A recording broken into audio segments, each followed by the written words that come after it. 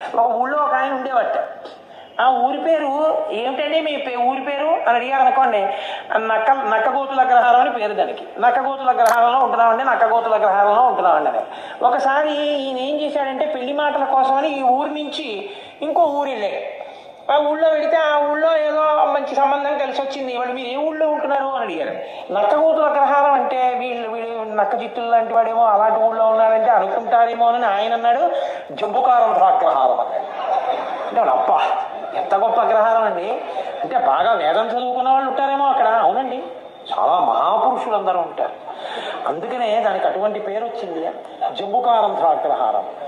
ఇదేంటి పెళ్లి కుదిరిపోయింది, అంతా అయిపోయింది, ఓసారి మీ ఊరు వద్దాం అనుకుంటున్నామండి, రండి తప్పకుండాను. ఎక్కడ మీ ఊరు?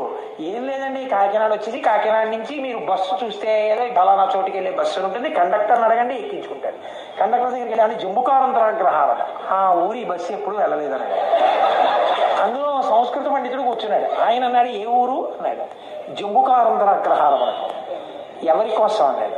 బలానా ఆయన కోసం. ఓహో పెళ్లి కుదిరింది ఈ మధ్య మీ వాళ్ళతో నేనేంటి. ఆయన నవ్వుకున్నాడు. ఇలా చెప్పాడు అనమాట. జంబుకం అంటే నక్క, రంధ్రం అంటే గొయ్యి, నక్క గోతుల అగ్రహారం అనండి ఈ బస్సు వెళ్తుందంట. జంబుకారం అగ్రహారమే నక్క గోతుల అగ్రహారం.